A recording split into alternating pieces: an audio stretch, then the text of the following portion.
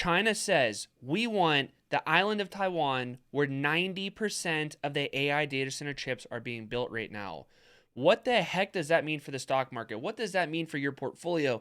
What does that mean for AI? What does it mean for basically every company on the entire earth? Everything is about AI right now. And if the bottleneck is this island of Taiwan right here that is only 100 miles away from China, what happens if China takes Taiwan and basically tells the world, we control it now and we control who gets these AI chips? What is that going to mean for NVIDIA? What is that going to mean for AMD? What about Taiwan itself, TSM itself, the company that makes the chips? There's so much to talk about in this video right here, and I'm not trying to scare you. I'm not trying to fearmonger you. Us as logical investors, we have to understand the bullish thesis, which you guys know my bullish thesis overall. I think the market looks okay, just a little bit expensive. But this bearish thesis is brewing, and it's something that is just really critical to just have in the back of your head. So Trump and President Xi Jinping, they obviously just met in Shanghai in China. President Xi of China was talking very crystal clear to Trump, saying, we are eventually going to reunite with Taiwan. And when this happens, China says we do not want the U.S. to interfere whatsoever. Now, is it actually going to go down? Who knows? This has been ongoing for many, many decades, over 40 years that China is wanting to take Taiwan back. But guess what's different right now? The stakes are like 5 bazillion times higher because years ago, AI wasn't that big of a deal. Now it's like whoever has AI, they have intelligence, they have power, they have the money, they have the chips, they have everything. So the stakes are very, very high for China to want to get Taiwan back. And on top of that, Taiwan knows this and TSM knows this also. So they're building more chips in the United States to try to diversify away from the mainland of Taiwan. But let's walk through this right here. Let's think about this logically. Let's not get emotional. Let's just think about what this could mean for the stock market. Let's just go ahead and take a look at the fundamentals of TSM right now. Revenue is clearly going up and to the right. Earnings per share is clearly going up and to the right. And the stock is trading at 33 times trailing earnings. Based on all that, it looks okay, right? They control the data center build out. 90% of data center chips go through them. Everything looks good. But if China takes this company over and they say, hey, you can't go ship chips to the United States. You can't go ship chips to Japan or India or whatever the country in the world. We want to have those chips first in China.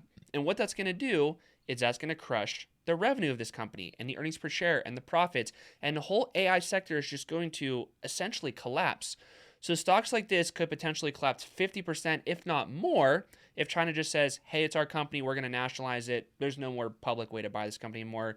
All the investors are just screwed. That's very possible. And I just want to make this crystal clear. TSM, they build the chips. NVIDIA, AMD, Broadcom, Marvell, Google, Meta, Amazon, whatever. They design their own chips. They're like the architects. They're like doing the blueprints of it. They take the blueprints and they go send it to TSM to build. So there's no value in the companies that I just said, the architects, the designers of the chips, if they don't have someone to end up going and building it. So when you think about this, it's like, it kind of feels like the entire story, the entire AI thesis is on TSM's back right now. So that is why this video is so important to understand. It's not to try to scare you. It's not to try to fearmonger you. Like, I'm a logical investor. I get it. There's always good things and always bad things to worry about in the stock market. But if this does actually play out, it could really be really, really bad. Okay, so just to get a gauge of how big and bad this could really, really be, if it does happen, take a look at this chart right here. This shows you the Magnificent Seven, the Mag 7 stocks, and what percent of the S&P 500 they actually take up. So you could see going all the way back until the dot-com crash. Obviously, those companies were smaller back then, but you could see that the Mag 7 was basically 3.4% down here in the bottom right, 3.4% of the entire S&P 500. Look at what's happening right now. As those companies grow, as they rely more on AI, as they just keep going up and to the right, you could see that the Mag 7 is now 34.78% of the entire S&P 500. Literally just 7 single companies out of 500 control 35% of the S&P 500. So those 7 companies, which here they are right here behind me, if these 7 companies like Apple, NVIDIA, Microsoft, Amazon, Tesla, Google, and Meta, if those companies cannot design or buy AI chips anymore, really just chips in general, what in the heck is that going to mean for the overall S&P 500? We know that these stocks are probably going to collapse, And since they carry such a big weight, we know that it's going to carry a big weight to the downside on the S&P 500 also. So there's going to be major, major ripple effects. And again, like this is literally 7 companies out of 500. There's now hundreds of companies of the S&P 500 that now rely on chips and AI to go up and to the right. Okay, so let's bring ourselves back to Earth right now. And let's talk about if China were to actually do this, how the heck would they pull this off? There's 3 ways that they're going to be able to do it. One way is really bad, one way is kind of bad, and one way would be the best case scenario. And then basically, honestly, the stock market would probably rip if the best case scenario happens, simply because right now the stock market is pricing in this Taiwan-China risk in the background. So if that risk gets eliminated as, hey, it's now behind us and it's going to be okay, the stock market could completely rip to the higher side if that actually pans out. But unfortunately, the number 3 option, which would be that situation of a peaceful reunition with China, it's probably the least likely to happen, to be honest with you. Take a look right here, and I did a lot of research on how this would actually go down. There's essentially 3 options for China. They could straight up go into Taiwan, invade it, bomb it, blow it up, take the country over and say, you are ours, you have no option, or we're going to kill all you guys, essentially. I'm not trying to laugh at that. Like, that's just what could happen as option number 1. The problem with that is all of the manufacturing for TSM and all the data center build out chips that are getting built there. You don't want to go blow up those businesses and those industries, right? Because that is like what this is all about to try to take Taiwan back. The stakes are so high now because China wants to be in control of the AI chip manufacturing. So you're probably not going to go invading. You're probably not going to go blow them up and just, level the whole country. So then what you could do is option number 2, which is most likely to happen. You could do a thing called a blockade, where basically China's just going to go set up ships all around Taiwan and say no chips could come in, no chips could go out. There's really nothing that could happen inside of Taiwan. And eventually, if you choke them off long enough, you choke off the food, the supplies, the resources, they are eventually going to surrender to China and basically just say, we will reunite with China. So that's how China could win without actually having to go blow up anything. Now, the third option is if Taiwan just says, screw it, you know what, we'll just go reunite with you guys. All is good, no problems about that. Now, that's probably not going to happen, right? Number 2 is the most likely scenario in my opinion. So if number 2 pans out, the blockades, that's a lot of time for no chips to actually get in and out of Taiwan, right? Like, look at what's happening right now with the Strait of Hormuz over here with Iran. The Strait of Hormuz has now been shut down for just about 2 months. There's been no oil going through the Strait of Hormuz. It's essentially a blockade on all the countries in this area right here that ship oil out of it, such as Iran and Saudi Arabia, the UAE, various other countries. They are all struggling right now because of this essential blockade. But you see that it's been lasting for now over 2 months. So can you imagine what's going to happen to the stocks of like NVIDIA, AMD, Micron? We'll go through those ones in a second. Like, what do you think is going to happen to those stocks if no chips could get in or out of Taiwan? Boy, it's going to be a humongous crash in those stocks, right? And again, I'm not trying to fearmonger you. I'm not trying to scare you. Like, this is a realistic thing that could happen right now. So that being said, it's like if you have your portfolio in AMD, NVIDIA, TSM, Micron, like a lot of people have been doing and riding those stocks up into the moon, if this event happens and if chip exports from Taiwan gets cut off, you're going to see revenue collapse. You're going to see earnings per share collapse on all of these companies. And again, they take up a huge part of the S&P 500 and definitely the NASDAQ and definitely ETFs like SMH. You are going to see a crash the likes of which you probably never saw in your lifetime so far. I'm not fear-mongering you again. I'm just telling you the facts. So that being said, my odds that I see this actually happening is this. By 2028, so about 2 years from right now, I think it's only a 5% chance that China is going to take Taiwan in some way, shape, or form. So you're like, Brandon, what the heck? Why am I watching this video right now? It's only a 5% chance. 5% is a pretty big chance for something of this level to happen. Of course, 5%. 2030, 15%. 2032, 20%. 2035, 25%. So in just about 8 years from right now, I put it at about a 25% chance that something is going to happen with Taiwan. And when that something happens, that 1 in 4 chance, when that happens, it's most likely going to result in a major, major, major stock market crash. And the question I have for you is this. Are you going to be able to survive that crash? Are you going to be able to weather the storm? Are you going to be able to not only survive it, but capitalize in it? It's going to feel like the world is ending when that happens. It's going to feel like we're going to World War III, which we might go to World War III if that happens. But guess what? We've been through World War I, World War II, COVID, 9/11, 1987, 1999, 2008. You get it. A lot of bad stuff. The show is likely to go on even if this happens with Taiwan. But the show might look different going forward if it does actually pan out to happen. So here's the deal. How do you protect your portfolio in a way that you're going to be okay? How do you protect your portfolio in a way that if it happens, you're not going to get wiped out? You're not going to get crushed. The big word, the big D word, diversification, and the big R word, ratios. You never want to have too much of your portfolio in one single stock. You don't want to have too much of your portfolio in one single sector.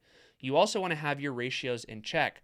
Like when you go do stock options, you buy calls, you sell puts, you do whatever strategy you want to do.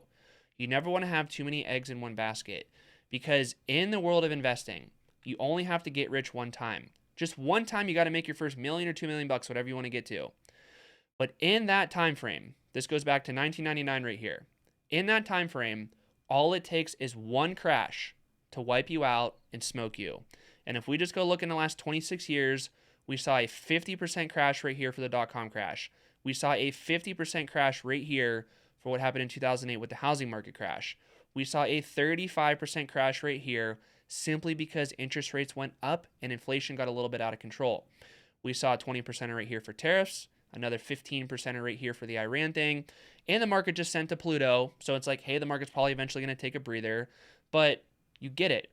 Bad things happen. And if you don't have your ratios in check, you're going to get smoked in those bad times. So the way that I'm allocating my portfolio right now is simply this. I have a good chunk of my portfolio in the S&P 500 and in the NASDAQ.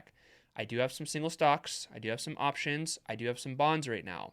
And I'm not really allocating my portfolio because of this potential Taiwan event. I'm allocating my portfolio because eventually something bad is going to happen. And when the stock market just sent to the moon and valuations are now a little bit expensive, not only are the risks elevated because of that, but we have the Iran thing, oil, inflation's going up, interest rates are going up, valuations are now high. Now it seems like the Taiwan thing is maybe escalating a little bit. Look, I'm not bearish. I'm not scared. I don't think the market's like guaranteed to crash. I'm just saying that right now is a really good time to take a look at your portfolio and ensure that no matter what happens, whether it's Taiwan or some black swan that nobody knows about, the moral of the story is something bad is always going to happen in the stock market in the future at some point.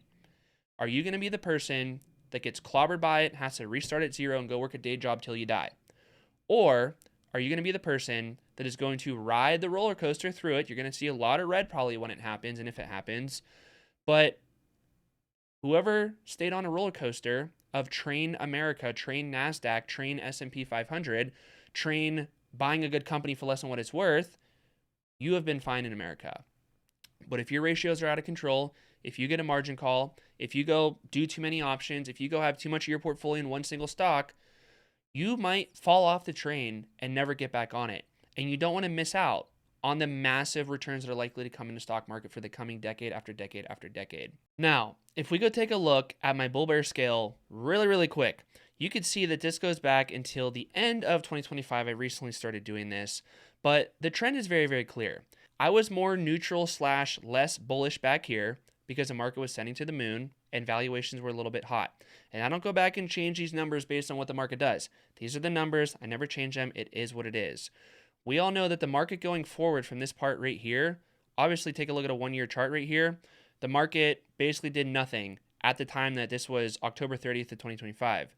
October 30th of 2025, which was right about here, I was at 5.7, basically the most bearish that I have ever been since I started doing this bull bear scale. Why? Because valuations were simply hot. So if we go look at right now at the time recording this video, I am saying that the stock market is about 10% overvalued. The economy is okay, earnings per share growth is very strong, interest rates are low but climbing because of what's happening with oil and tariffs and stuff like that in the whole Iran situation. There's no Iran deal yet, and Taiwan could potentially start causing some volatility. Look, I don't think that we're going to have some imminent Taiwan invasion in the next couple weeks or couple months or even the next year or two, like I said, but I do think that if it does happen, you better have your ratios in check, and by the time that you actually find out that it's going to happen, it might be too late for your portfolio and you might just get totally clobbered. So the moral of the story is going to be this. Do we know if China is going to actually invade Taiwan? No. Nobody knows. Is it a possibility? Yes. Has it been a possibility for the last 30, 40, almost 50 years? Yes, it really has been. But in the world of stock market investing, whether China invades Taiwan or not, there's always going to be some big, bad, negative catalyst shock to the economy and to the stock market. It's always going to come. It always will. Humans never change. Humans do stupid stuff. Something is always going to be on the horizon of a major, major crash to happen. That does not mean you sit in cash and wait for it. That does not mean that you go hunker down and buy bonds the rest of your life. That means that being an investor in a stock market is a game about survival, a game about weathering the storms, a game about when the stock market's going up, you continue to buy, but when the stock market's going down, you buy even more. You buy great companies at good prices. You use options in a way that only magnify a very, very bullish thing. Don't just go do call options because you feel like it. Don't just go sell puts because you feel like it. Only do options as a way to magnify a very, very compelling trade. They're just a way to leverage on something. So again, whether China invades Taiwan or not, that's not the point of the video for the most part. The point of the video is that something bad is eventually going to happen, and you always want to have your ratios in check, because when it does happen, it only takes one time. You could be an investor for 35 years, crush it, beat the market, do just fine. But year number 36, if we get the big one, it only takes one big crash to wipe you out. Berkshire Hathaway stock, Warren Buffett, one of the richest people in the world, his stock has been down over 50% multiple times. So if you can't handle a 50% crash for your portfolio right now, like go look at it right this second. If you can't realistically handle a 50% S&P 500 crash, you are not investing, you are speculating, and you are a ticking time bomb. Build your portfolio in a way that's going to win in the bull markets and in the bear markets. Look, I built my $1.5 million Charles Schwab account that I show you guys all the time on the channel. I've been through bull markets, I've been through bear markets, I've seen red, I've seen green, but one thing is true. I've been smoking the market in the last 10 years on a total ROI basis. My true ROI beats the market because I do very well in the bull markets and I manage my risk appropriately when it makes sense to do it. Right now, the stock market's a little bit hot. Valuations are a little bit elevated. Interest rates are now going up a little bit simply because of the inflation getting a little bit out of control right now. It's transitory. It's probably not going to last forever with inflation, but there is bumps brewing right now for the stock market. And when you understand that backdrop on top of this potential low likelihood Taiwan event, it's like, look, market goes up, I'm going to beat the market on the upside. Market goes down, I'm going to be just fine on the downside. Never get a margin call, never get wiped out. Okay, that's the video right here. Hopefully you made it to the end because I think there's a lot of value in this video. Just understanding risk management. I'm not usually Brandon the Bear. I'm usually Brandon the optimistic Brandon, which I'm so optimistic and so bullish on this market in the long term. But short term, there's always going to be volatility. There's always something that could happen out of left field that nobody is looking for. Maybe it's Taiwan. Maybe it's just something that we have no idea about. Maybe aliens are coming for us. You get my point. Okay, be an investor. Don't be a speculator. Diversify. Keep your ratios in check. Do options the right way. If you want to learn more about my option system, watch the video right here. And I'll see you guys in the next video.